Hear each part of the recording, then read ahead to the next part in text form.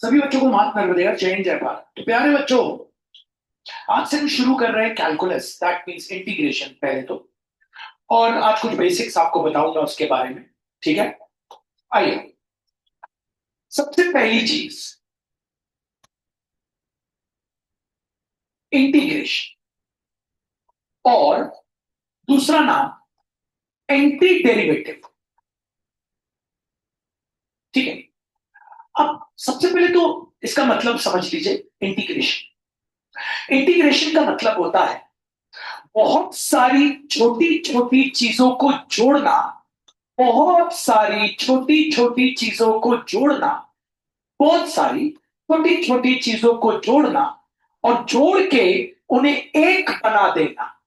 ठीक है, छोटी छोटी चीजों को जोड़ना और जोड़ के उन्हें एक बना देना, मतलब summation of data. Summation of data. ठीक है, कॉमर्स वाले जो बच्चे हैं उनको थोड़ा सा मैं बताता हूं कि ये होता क्या है समेशन ऑफ डेटा। मान लो कॉमर्स वाले बच्चे, ये एक वायर है। ठीक है, इस वायर की मुझे इस वायर की क्या निकालनी है, लंबाई। बहुत बड़ी वायर है, मैं ऐसे लंबाई नहीं निकाल पा रहा, तो मैं क्या करूंगा, इसमें से एक छोटा सा हिस्सा काटूंगा, डीएल। ठीक है, उस लेंथ को आप एल बोलते हो, मैंने छोटा काटा तो डीएल, क्योंकि आपको पता है डिफरेंशिएशन मतलब छोटे से छोटा बदलाव। ठीक, फिर मैं एक और डीएल काटूंगा, फिर मैं एक और डीएल काटूंगा, और सारे डीएल को मैं क्या करूंगा, जोड़ दूंगा। तो जोड़ने से अच्छा अगर मैं उसका इंटीग्रेशन कर दूंगा ना, डीएल का, है ना, तो मेरे पास इंटीग्रेशन का मतलब ये हुआ कि सारे डीएल आपस में ऑटोमेटिकली क्या हो गए, सम अप हो गए, और मेरे पास आ जाएगा एल। एल मतलब इसकी लेंथ। तो इंटीग्रेशन का मतलब ही यही है कि बहुत सारी छोटी छोटी चीजों को जोड़ना और जोड़ के एक बना देना। समेशन ऑफ डेटा, किसी कुछ भी डेटा का आपको समेशन करना है तो उसके लिए आप इंटीग्रेशन यूज कर सकते हैं। लेकिन इंटीग्रेशन में एक बहुत बड़ी खामी है, अगर ये डीएल थोड़ा सा बढ़ गया तो फिर हम नहीं कर पाएंगे। हर एक डीएल का शेप साइज इक्वल होना चाहिए। जब सारे डीएल का शेप साइज इक्वल होगा तो हम क्या करेंगे, इन सबको जोड़ने की बजाय ऐसे, ऐसे जोड़ने की बजाय प्यारे बच्चों, ऐसे जोड़ने की बजाय हम ये साइन अगर लगा देंगे तो हमारे पास पूरी वायर की लंबाई आ जाएगी। तो इंटीग्रेशन में बस यही एक प्रॉब्लम है। ठीक है, कि हम जब भी इंटीग्रेशन के बारे में बात करेंगे और जब भी इंटीग्रेशन यूज करने की हम कहीं पे भी यूज करना चाहेंगे तो उसके पहले हमारे पास जो भी हम छोटे छोटे डेटा ले रहे हैं सारे डेटा एक जैसे होने चाहिए। ठीक है, सारे डेटा एक जैसे होने चाहिए। अब आप सोचो, एक वर्ड हमारे भारत में बोला जाता है, उसको कहते हैं वर्ड को सबको इंटीग्रेशन में रहना चाहिए, है ना। हम बोलते हैं ना ग्लोबलाइजेशन, क्या बोलते हैं ग्लोबलाइजेशन मतलब integrating our economy with the world's economy. अपनी इकोनॉमी को वर्ल्ड की इकोनॉमी से हमें इंटीग्रेट करना है। इंटीग्रेट मतलब जोड़ना है, लेकिन नहीं जोड़ पा रही। क्यों? क्योंकि हमारी इकोनॉमी स्लोली ग्रो करती है, उनकी इकोनॉमी फटाक से ग्रो करती है, तो हम उनसे जुड़ नहीं। हम अभी तक, इंडिया अभी तक ग्लोबलाइज उतना नहीं हो पा रहा। क्यों? क्योंकि अगर आपको किसी चीज को इंटीग्रेट करना है तो आपको भी एग्जैक्ट उनकी रफ्तार से ही चलना पड़ेगा, उनके सैंपल साइज से ही चलना पड़ेगा। तभी तो सारे सैंपल साइज एक दूसरे से क्या हो जाएंगे, इंटरकनेक्ट। तो इंटीग्रेशन का मतलब ये है। मैथ्स में integration is the opposite of differentiation. Integration को हम एंटी डेरिवेटिव कहते हैं और डिफरेंशिएशन को हम डेरिवेटिव कहते हैं।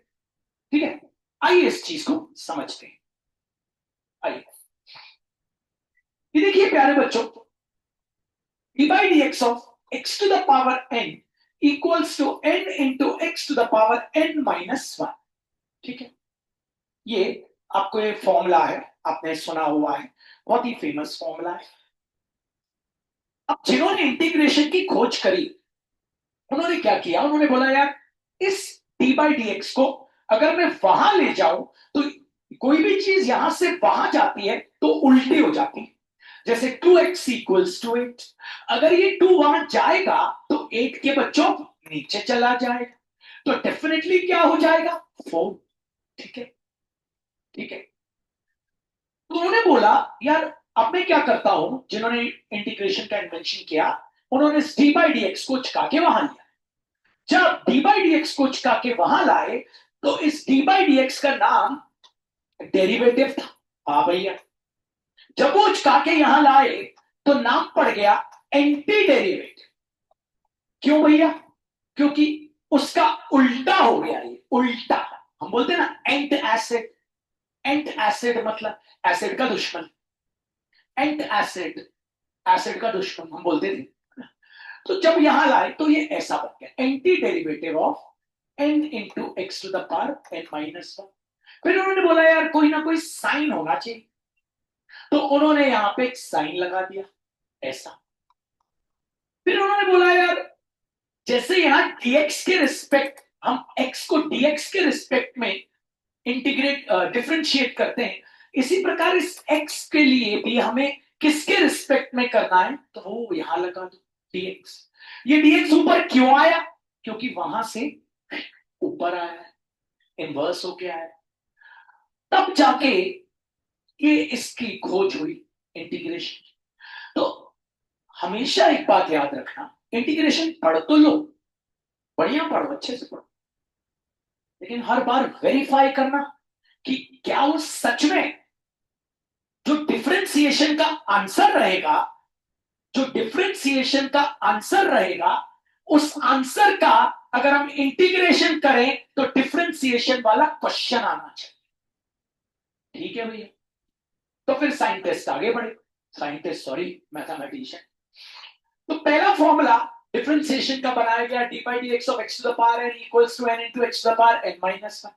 इंटीग्रेशन का बनाया गया integration of x to the power n dx equals to x to the power n plus one whole upon n plus one plus constant. Mathematician से पूछा गया कि यार भाई प्लस कांस्टेंट क्या है, ये प्लस कांस्टेंट क्यों आ रहा है। अब मैथमेटिक्स ने जवाब दिया, मैथमेटिशियन ने बोला भैया अभी अभी आपने हमें बताया, अभी अभी आपने हमें बताया कि आपने हमें बताया हम इसको डिफरेंशिएट करते तो आपको पता है d by d x of x to the power n into x to the power n minus और d by d x of constant 0।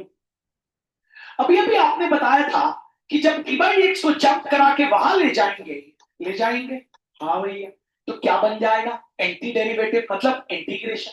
ठीक बन जाएगा, ठीक, फिर आ जाएगा dx। ठीक, लेकिन आप ये देखिए कि क्या वो जो 0 है वो 0 किसके कारण आया था, वो 0 a के कारण आया था। अब जब वापस इसका इंटीग्रेशन करेंगे तो जो आंसर है वो तो वही आना चाहिए जो क्या है, ओरिजिनल क्वेश्चन था। वो 0 जो गायब हो गया उसकी जगह हम लोग लगा देते हैं c, क्योंकि हो सकता है यहां 8 हो तो भी 0 आए, हो सकता है यहां 9 हो प्यारे बच्चों तो भी 0 आए, हो सकता है यहां 10 हो तो भी 0 आए, तो हम लगा देते हैं क्या, c। क्योंकि हम c क्यों लगा दे रहे हैं, क्योंकि ये c का जो डी बाई डी एक्स हुआ होगा तो वो क्या हो गया होगा, 0। देखो ना यहाँ पे D by d x of 10 0 हो गया। अब आप बोलते हो भैया इसका d by d x equal to ये, इसका इंटीग्रेशन इक्वल टू ये। ठीक है, अगर हम इसका इंटीग्रेशन कर रहे हैं तो ये आना चाहिए, आना चाहिए नहीं आना चाहिए, तो x to the power n के साथ क्या आना चाहिए, a क्या हो सकता है, a क्या हो सकता है 9, a क्या हो सकता है -2, तो हमने बोला भैया क्या लगा देते c। फिर से समझना c क्यों लगता है, बच्चों को ये पता नहीं है बस c लगाते जाते हैं। ठीक है, तो आइए आपको समझाता हूं। मान लीजिए मैंने आपको बोला d by d x of x to the power 4 plus 8 तो आप क्या बोलेंगे भैया, d by d x of x to the power 4 plus 8 क्या हो जाएगा, 4x³ प्लस 0। आप इसको वहां उचका के ले जाएंगे तो आपको पता है ये बन जाएगा इंटीग्रेशन ऑफ 4x³ और dx। अब अगर इंटीग्रेशन आप कर रहे हैं किसी का भी, ठीक है, तो उसका जो आंसर आ रहा है, देख रहे हैं, उस आंसर में हर बार आपको क्या मिल रहा है, कांस्टेंट। हर बार कब मिलेगा वो कांस्टेंट, जब डी बाई डी एक्स में वो कांस्टेंट होगा। अब जैसे मैं आपसे यहां बात करूं, देखो डी बाई डी एक्स, तो आपको पता है ये हो जाएगा 9x to the power, jump करा के वहां ले जा, इंटीग्रेशन। अब यहां तो कांस्टेंट नहीं मिल रहा, तो मैथमेटिशियन ने बोला यार कई जगह कांस्टेंट मिलता है कई जगह नहीं मिलता, तो लिख तो दो प्लस सी, जहां नहीं मिलेगा वहां सी 0 मान लेना, और जहां मिल गया वहां जो सी है वो मान लेना, इसलिए सी लगाना पड़ता है। आइए, तो पहला फॉर्मूला कहता है d by d x of x to the power n equals to n into x to the power n minus 1। दूसरा इसका कहता है integration of x to the power n dx equals to x to the power n plus 1 whole upon n plus 1 plus c. हो सकता है कभी कभी board में ऐसा सवाल आ जाए, verify that integration is anti derivative. बोलेगा भैया वेरीफाई करो, ठीक है, करते हैं वेरीफाई। तो वेरीफाई करने के लिए हम क्या करते हैं, अपना क्वेश्चन उठाते हैं, ठीक है भैया उठा लिया, होपफुली आपको समझ आया, ठीक है। अब इंटीग्रेशन को जंप करा के वहां ले जाते हैं। अब इंटीग्रेशन जब जंप करके वहां बन जाएगा तो क्या बनेगा, डिफरेंशिएशन। तो x to the power n बचा है, और वो क्या बन गया, डी बाई डी एक्स, ये डी नीचे आ गया, d by d x of x to the power n plus 1 whole upon n plus 1 plus c. अब x to the power n अंदर गया d by d x of x to the power n plus 1 whole upon n plus 1 plus d by d x of सी। ठीक है भैया, answer क्या आना चाहिए, right hand side में यही आना चाहिए। कांस्टेंट कौन है, 1 अपॉन n प्लस 1, अंदर क्या बचा, d by d x of x to the power n plus 1, वो 0, x to the power n 1 upon n plus 1। Differentiation का पहला फॉर्म है, n क्या है, n प्लस 1 इंटू एक्स क्या है, x to the power n, n क्या है, n प्लस 1 माइनस 1, ये कैंसिल, यहां से ये कैंसिल, हेंस वेरीफाइड, दोनों साइड आ गए इक्वल। इससे साबित ये हो गया कि इंटीग्रेशन डिफरेंशिएशन का परफेक्टली उल्टा है। आइए फिर देखते हैं, तो सोचिएगा जरा, मन लगाइएगा, दो दो तरीके से मैं आपको बताऊं। तो पहला फॉर्मूला हमने देखा d by d x of x to the power n, इसका होता है n into x to the power n minus 1, integration of x to the power n dx equals to x to the power n plus 1 whole upon n plus 1 plus c। Anyone can ask you why you are writing c, तो आप बोलना भैया integration differentiation का उल्टा होता है, और differentiation of any constant होता है 0। मतलब अगर हम किसी चीज को डिफरेंशिएट कर रहे हैं, सुनिएगा, और वहां कांस्टेंट आ गया तो वो तो 0 हो जाए, और अगर हम डिफरेंशिएशन का साइन को जंप करा के वहां ले जा रहे हैं तो इंटीग्रेशन हो जाएगा। जब इंटीग्रेशन हो जाएगा तो इक्वल टू में इधर कौन बचेगा, कांस्टेंट के साथ वाला नंबर बचे, कांस्टेंट भी तो बचेगा, है ना। बात को समझिएगा, देखो मैं आपको फिर बोल रहा हूं, स्कूल का टीचर जरूर पूछेगा, आप बोलना मैम ये देखिए क्यों लगाते हैं, ठीक है मैम, यहाँ पे हो सकता है 9 हो 8 हो 6 हो कुछ भी, मैम इसका आंसर आ जाएगा ही, आ जाएगा, आ जाएगा, जंप करा के वहां ले जाइए, ले गए, तो क्या आ गया, integration of 9x to the power 18।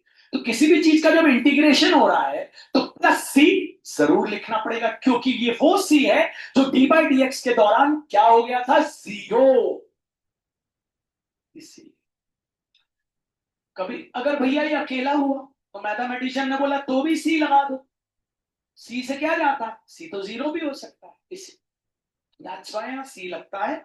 और आपको ये बात ध्यान रखनी पड़ेगी हर बच्चे को, बहुत मन लगा के है। तो मैं आपसे बोल रहा था वेरीफाई करने आ गया आपको, ठीक है। तो यहां बोला है वेरीफाई, ठीक है, इंटीग्रेशन इज एंटी डेरिवेटिव, ठीक है। करते हैं वेरीफाई, अभी उधर से कर रहे हैं फिर इधर से करेंगे, इधर से इसको जंप करा के यहां ले जाएंगे, ठीक है ना। तो चलिए integration of x to the power n dx equals to x to the power n plus one whole upon n plus one plus c, ले जाइए। तो x to the power n dx कहां चला गया नीचे और बन गया d by dx into x to the power n plus one upon n plus one plus d by dx of c, दोनों में जाएगा ना d बाई dx। तो x to the power n ये बाहर आ गया 1 upon n plus one into क्या बचा आपके पास d by dx of x to the power n plus one plus c।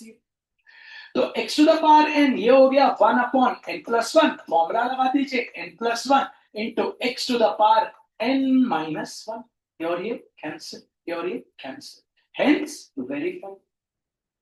अब यहां से कर लीजिए, ठीक है भैया। इसको जंप करा के वहां ले जाएं तो कौन सा साइन बन गया इंटीग्रेशन, ठीक है। कांस्टेंट का वही हिसाब किताब है, कांस्टेंट अगर वेरिएबल से जोड़ा है तो आ जाता है बाहर x to the power n minus. अब इसमें फॉर्मूला लगा देते हैं, कौन सा वाला फॉर्मूला बच्चों, पहला वाला। n कौन है ये, तो x to the power n फिर आगे plus one whole upon n plus one, और आपको पता है प्लस क्या लिखना पड़ेगा c। तो ये हो गया x to the power n equals to n into ये और ये कैंसिल आ गया x to the power n, ये और कैंसिल आ गया n और plus c, n n cancel, hence verify. और यहाँ c की वैल्यू क्या हो जाएगी 0। इस प्रकार से ये वेरीफाई होता है कि इंटीग्रेशन हमेशा डिफरेंशिएशन का ऑपोजिट है। और अगर आप कभी जेडब्ल्यू का पेपर कर रहे, कोई भी पेपर आप जेडब्ल्यू का दे रहे है ना, जैसे मान लो कोई भी ऐसा क्वेश्चन आपको फंस गया, जो जिसमें ऑप्शन आपको दिए हुए हैं या प्रूफ करने किसी ने कुछ दे दिया कि ये फलाना फलाना प्रूफ करो, integration of this equal to this, नहीं बन रहा तो आप उस साइड का क्या कर दो डी बाई डी एक्स, ये साइड आ जाए, सिंपल सी बात। तो ये चैप्टर इसीलिए बहुत महत्वपूर्ण है बच्चों। तो आइए हम फॉर्मूले दिख रहे हैं आज, हर एक फॉर्मूले को हमें वेरीफाई करना है, वी हैव टू वेरीफाई। तो पहला हो गया हमारा d by dx of x to the power n equals to n into x to the power n minus 1 integration of x to the power n dx equal x to the power n plus 1 whole upon n plus 1 plus c। d by dx of any constant equals to 0, but integration of any constant into dx equals to constant into x plus c। मतलब अगर constant into dx है तो आप बोलते हैं ना constant बाहर निकाल लो, वो ना बोल के आप बोल देना अकेला कांस्टेंट है।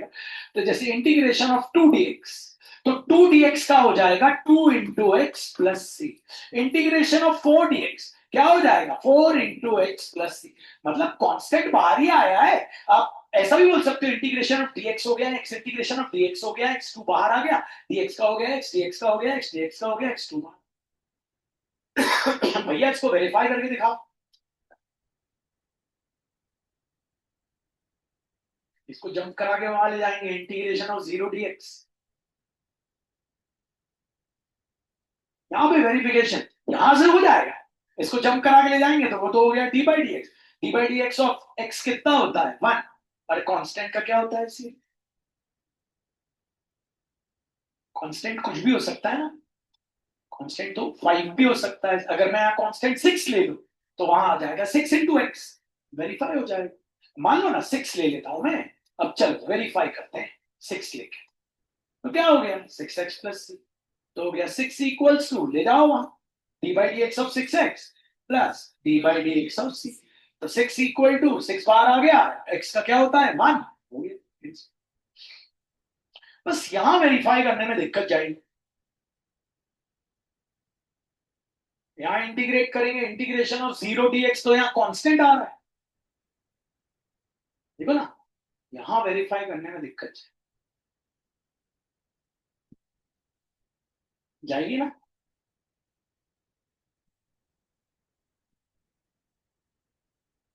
कभी नहीं जाएगी। खुद सोचो, जैसे मान लो मैंने बोला d by d x of five equals to zero, इसको जंप किया, ये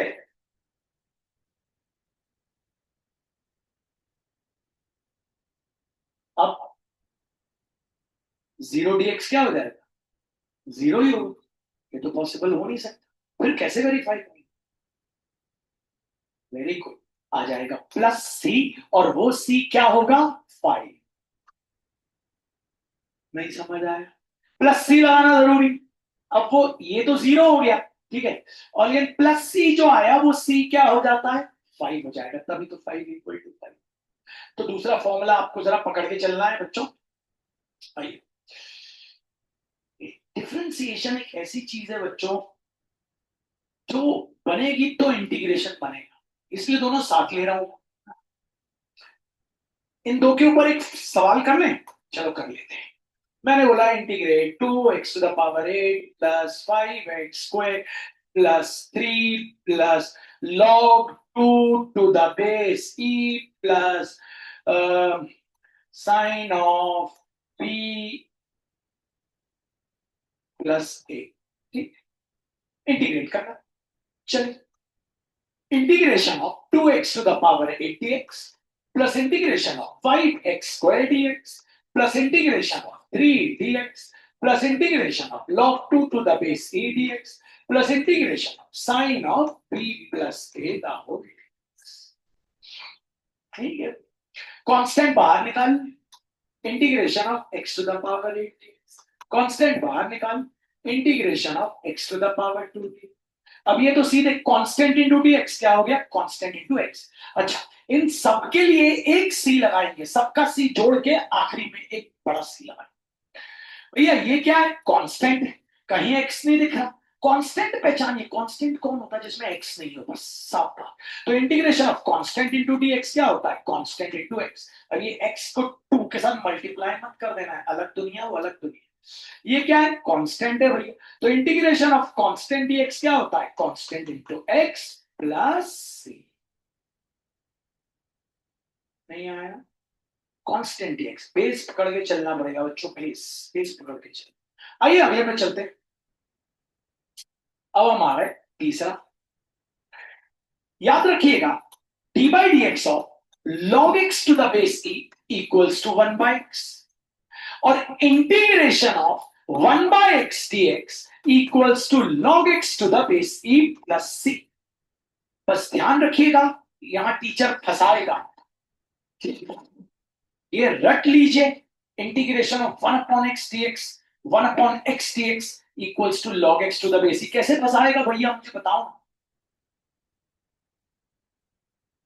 ये फंसा दिया उसने। अब कई बच्चे क्या करते हैं, एक्साइटमेंट में, अरे टू कांस्टेंट है बाहर, अरे यार भाई लगा दो पहला वाला फॉर्मूला, लगा दो यार, n plus one, n plus one, answer आ जाएगा नॉट डिफाइंड, क्योंकि नीचे आ गया जीरो। तो यहां आपको दिमाग लगाना है, ये टीचर ने फंसाया है आपको। तो आप दिमाग क्या लगाएंगे भैया, एक्स की पावर अगर माइनस वन है, टू बाहर आ गया, इस पावर को पॉजिटिव करने के लिए क्या कर देंगे, रेसिप्रोकल। ये लीजिए, अब बन गया आपका log x to the base e plus. से फंसाता है कभी कभी, हड़बड़ाता नहीं, जब पढ़ रहे उसमें राखिए। जय माता दी। इंटीग्रेशन में बस चीजों को पकड़ के चलना बच्चों, फॉर्मूले याद होने चाहिए। मान लो इसके फॉर्मूले याद और उसके याद नहीं, तो यहां से उचका उचका के वहां बना लो, ये बात ध्यान रखो, ठीक है। आइए, आपको पता है d by d x of a to the power x equals to a to the power x into log a to the base e, याद है। D by d x of a to the power x equals to a to the power x into log a to the, integration of a to the power x dx equals to a to the power x upon log a to the base a plus। उल्टा, मतलब उल्टा मतलब ये चीज नीचे, ये भी verify कर सकते हैं, बहुत आसान है। अब तो आप खुद ही वेरीफाई करो, वहां ले जाओ तो खुद कर ही लोगे वेरीफाई। तो ये इंटीग्रेशन की शुरुआत होती इंटीग्रेशन आगे बताने से पहले मैं आपको बताता हूं, कहीं कहीं फंसा दे बहुत बड़ा, जैसे फंसा देता ही आप,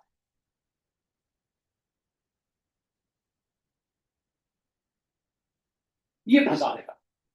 अब इंटीग्रेशन में प्रोडक्ट रूल तो होता नहीं, अब ऐसे में आगे आपको फंसा दिया। क्या हम अलग अलग इंटीग्रेट कर सकते हैं? नहीं कर सकते, वही डिफरेंशिएशन वाला रूल है। कब कर सकते हैं अलग अलग? जब बीच में प्लस साइन हो या माइनस साइन। बात वही है, अगर प्लस साइन होता तो हम कर ले। अब ये सवाल फंसा देता है।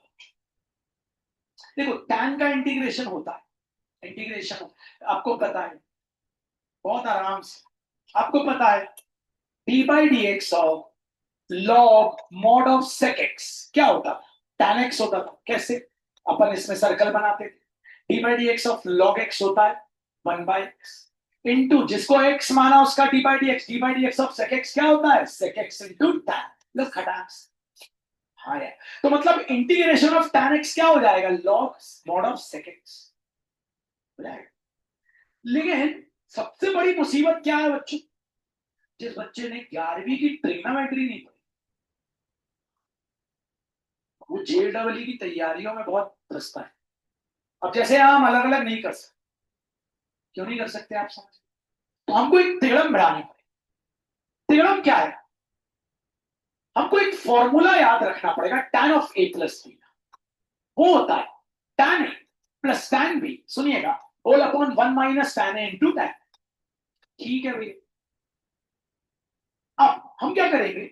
tan 9x को उठाएंगे, हाईएस्ट टर्म, इन तीनों में हाईएस्ट टर्म ये, उस tan 9x को tan लिखे रहेंगे, 9 को लिख देंगे इन दोनों के जोड़ 5x प्लस 4। अब ये tan 9x लिखे रहेंगे, tan of a plus b का फॉर्म, tan a plus tan b whole upon 1 minus tan a into tan। अब क्रॉस मल्टीप्लाई कर दें इससे, यहां ले आए, तो tan 9x वन सा कितना हो गया? tan 9x minus tan 9x इससे इंटू क्या आ गया? tan 9x into tan 5x into tan 4x equals to क्या चल रहा है? tan 5x plus tan 4x। tan 5x और 4x को उधर ले आओ और ये माइनस वाले का को उधर ले, तो tan 9x minus tan 5x minus tan 4x equals to tan 9x into tan 5x into tan 4x। लो भाई, किसकी वैल्यू आ रही? इसकी। tan 9x into tan 5x into tan 4x की वैल्यू क्या आ गई? tan 9x minus tan 5x minus tan 4x। अब तो हम अलग अलग इंटीग्रेट कर सकते, ऐसी तिगड़म लगती है। जब मैं 11वीं में क्वेश्चन बच्चों को पढ़ाता तो मैं उनको बोलता था कि खुद से बनाओ, वे बच्चे बनाते थे। मैं याद होगा आपको बोलता था इन दोनों का जोड़ है थे। अपन ने 13 लिया था, 9 और 4 से भी किया था, 14 लिया था, 5 और 9 से भी किया था। ये लगता है सर, ये बहुत जबरदस्त है। ये चैप्टर के लिए आपको अपनी कमर कसरे बैठना पड़ेगा। तो आपने आज मुझसे 4 बेसिक फॉर्मूले किए, क्योंकि मैं मैक्सिमम में वहां पे हूँ। शुरुआत आपको 4 बेसिक फॉर्मूले आपको समझ आए। मैं आपको जब असाइनमेंट दूंगा आज इसका ना, तो आपको बताऊंगा क्या करना। अभी तो आगे बढ़ते हैं, चलिए आ जाए मैक्सिमम मिनिमम। तो आप लोग मैक्सिमम मिनिमम में हैं एनसीईआरटी। आइए क्वेश्चन नंबर 13, आइए चालू कर। ये गरीब गरीब सा, बहुत गरीब। फाइंड टू नंबर्स, ठीक है छोटे बच्चे बन जाओ। फाइंड टू नंबर्स, बच्चों टाइम आप। Solution, let first number equals to x, let second number equals to y। आगे बोलता है whose sum is 24, ठीक है, therefore x plus y equals to 24। तुरंत y की वैल्यू निकालने। क्यों भैया? क्योंकि हमको तो सवाल एक वेरिएबल से करना है।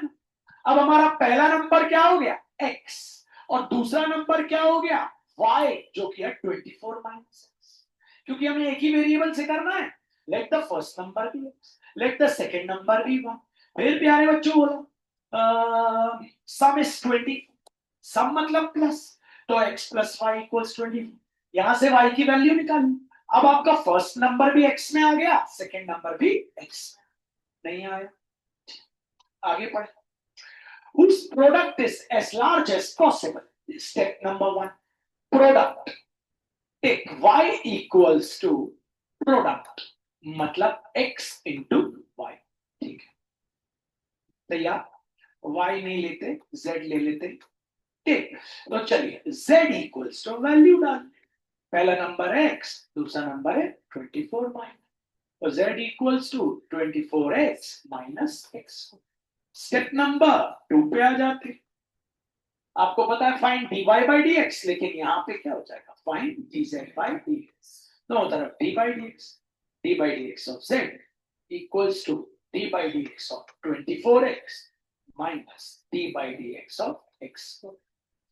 तो ये आ गया अपना dz by dx equals to 24x का क्या हो गया आपके पास 24 माइनस 2x। अब आ जाइए स्टेप नंबर 3, पता है क्या कर, put dz by dx equals to 0 and hence find value of x। इसमें बना लो एरो, क्या था भैया 24 minus 2x equals to 0, 24 equals to 2x, x आ गया 2। अब आ जाओ अगले स्टेप पे, आपको पता है क्या है, स्टेप 4 है आपका, find d square z by dx को, डायरेक्टली निकाल लो बच्चों, d square z by dx को, इसका d बाई dx 0, उसका d बाई dx आ गया माइनस। अब आ जाओ स्टेप नंबर 5 पे, d square z by dx को at x equals to 12 equals to -2। अब x नहीं है तो लिख दो +0, x नहीं है तो क्या करें 0 इंटू एक्स लिख, फिर भी क्या होगा रख देते हैं x। आंसर क्या है माइनस, माइनस में आया, therefore x equals to 12 is maximum. अब भैया आखिरी स्टेप नंबर 6, क्या निकालना है, मैक्सिमम प्रोडक्ट, ये निकालना था, ठीक। तो हमने क्या लिया था z equals to x into y, z equals to x into y कितना था 24 minus, z equals to 12 into 24 minus 12, तो z equals to 12 into 12, z equals to 144। Answer लिखना, नंबर्स लिखने पड़ेंगे। फर्स्ट नंबर क्या आया 12, सेकेंड नंबर क्या आया आपको पता है, फर्स्ट अगर 12 है तो सेकेंड भी 12 ही होगा। क्यों भैया ऐसा क्यों, क्योंकि आप इतने गधे तो हो नहीं। y equals to 24 minus x, x कितना आया है 12, 24 में से 12 गया, नहीं आया समझ, पक्का शॉर्ट के बदलते। अगले पे चलते हैं, ऐसे ऐसे है, अब आपको खुद ही पता चलेगा। Find two positive numbers x and y such that x plus y is 60 and x into y cube is max. Okay. इस बार नंबर दिया हूं, लेट लेना नहीं। फर्स्ट नंबर क्या दिया हुआ है x, सेकेंड नंबर क्या दिया हुआ है बता दें y, और आपको कंडीशन क्या दी है x plus y equals to 60, y की वैल्यू निकाल लीजिए 60 माइनस। अब स्टेप नंबर 1, किसको मैक्सिमम करना है आपको पता, ठीक है, z equals to x into y cube, z equals to, ठीक है, x को लिखते हैं y मतलब 60 माइनस x का होल क्यूब।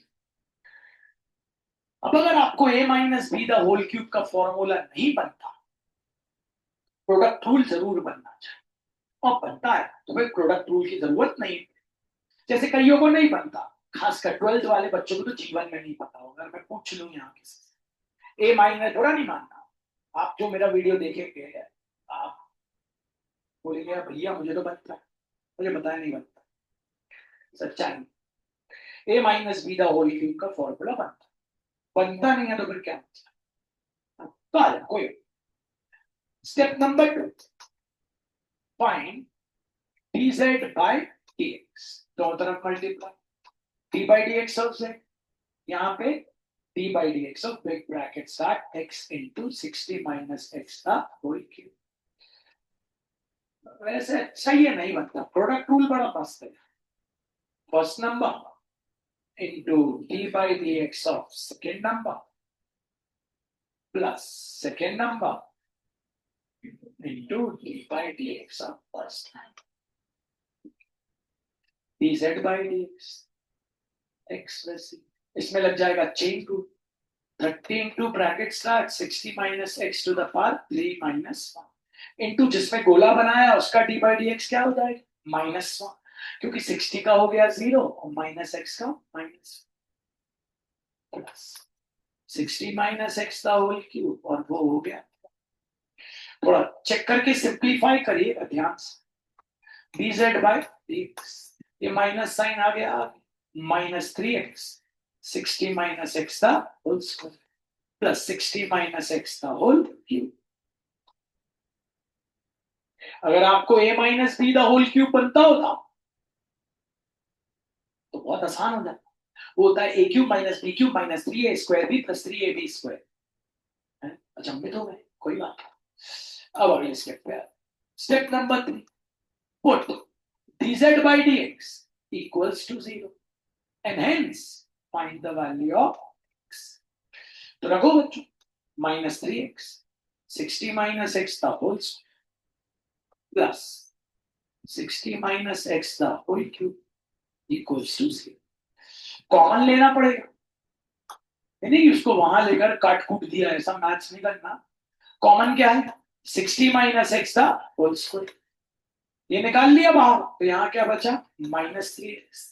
इसमें से 2 निकाल लिए तो कितना बचा 60 माइनस इक्वल्स टू 0. 2 कॉलम, पहले कॉलम 60 माइनस एक्स का whole square equal to 0, root बन गया 60 minus x equal to 0, x आ गया क्या 60. ठीक है. अब हमको पहले ये चेक करना है हमें सम कितना दिया था, हमें सम दिया था 60. अरे अगर पहला ही नंबर 60 हो गया तो उनका सम 60 कैसे होगा, है ना. अब आप बोलेंगे दूसरा हो सकता है 0 आ जाए भैया, लेकिन नहीं हो सकता. x cannot be equals to 6. क्यों नहीं हो सकता, बात समझ गए. क्योंकि आपको क्वेश्चन में क्या दिया था, x प्लस वाई 60. अगर x 60 आ गया तो भाई ये तो कभी सिचुएशन सेटिस्फाई नहीं हुई. बात समझ आए ना. ठीक. दूसरा -3x plus 60 minus x equals to -4x 60 वहां चला -6, x क्या आ गया 15. नहीं आया समझ. अब x आ गया 15. अब अगले स्टेप पे आपको पता है अगला स्टेप क्या है, find d square z by d x square. इसके लिए dz by d x copy कर ले, वो था -3x इंटू 60 माइनस एक्स का whole square plus 60 minus x का होल क्यूब. ठीक है ना. अब दोनों तरफ फिर से डी बाई डी एक्स करेंगे, यहां फिर से लगेगा प्रोडक्ट.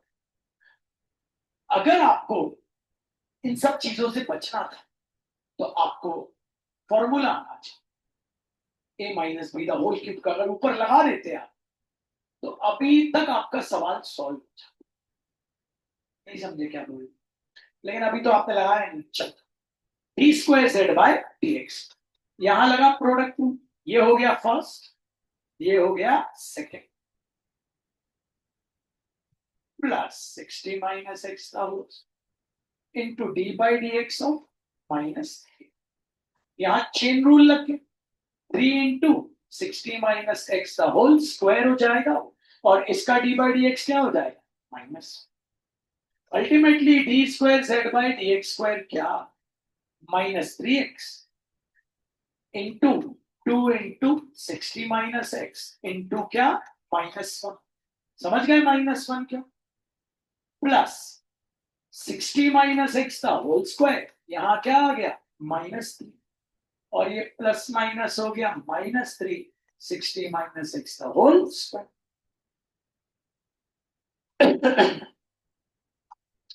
तो d square z by d x square ultimately आ गया minus minus plus 6x into 60 minus x, और ये प्लस माइनस क्या हो गया, -3 60 माइनस एक्स का होल स्क्वायर, -3 60 माइनस एक्स का होल स्क्वायर, तो कितना हो गया बच्चों, माइनस माइनस ये -3, वो भी -3 हो गया, -6। अब आ गए step number 5, d square z by dx square at x equals to क्या है 15, तो 6 into 15, 60 minus 15, 60 minus 15 the whole square. ये पता है इतना लंबा क्या हुआ, फॉर्मूला नहीं आया आपका, तो आ गया कितना 90, और यहाँ कितना आ गया भैया 45, और यहाँ आ गया आपका 60 में से 15 गया, कितना बचा 45 का होल स्क्वायर। समझ में आया, 9 5 45, 9 4 36, 45 का स्क्वायर आपको पता होना चाहिए, 45 का स्क्वायर निकालना बड़ा आसान, 5 का स्क्वायर 25, 4 का गिनती में आता है 5, 4 5 20, 202 इंटू करोगे, बट ऑब्वियस ये बड़ा है ये छोटा है, आंसर काय में आएगा माइनस, माइनस में आया तो x इक्वल्स टू 15 क्या हो गया मैक्सिमम।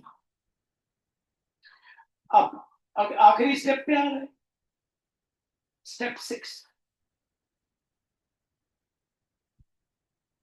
मैक्सिमम किसको प्रूफ करना था, x into y cube, x कितना आ गया 50, y निकाल लेते, सम कितना दिया था 60, x है 50, तो y बता दे क्या आ गया 45, वो कर लेना, ठीक है, क्यूब व्यूब निकालते आता है ना, 45 इंटू 45 इंटू 45, निकालने के बाद आंसर लिखे, फर्स्ट नंबर क्या आया 50, सेकेंड नंबर क्या आया 45। अब भैया की बात सुन, अब अगर ये फॉर्मूला याद कर, a cube minus b cube minus 3a² b plus 3ab square, तो क्वेश्चन बहुत आसान से निकल जाएगा। देखो क्या था पहला स्टेप, ये था, मेरे यहां क्या है लगा दो, a cube minus b cube minus 3a² b plus 3b into a b. अब x को अंदर इंटू कर दो, 60 का क्यूब आपको पता ही है 2 1 6 8 2 3, x इससे इंटू हुआ क्या हो गया x, 60 का स्क्वायर पता ही है 3600 इंटू 10800, और x अंदर इससे इंटू हुआ तो क्या हो गया x, और ये हो गया 180, और क्या हो गया x क्यूब। लो भाई, बस यहाँ पे एक ही चीज आएगी, फैक्टर थ्योरम लग सकती है,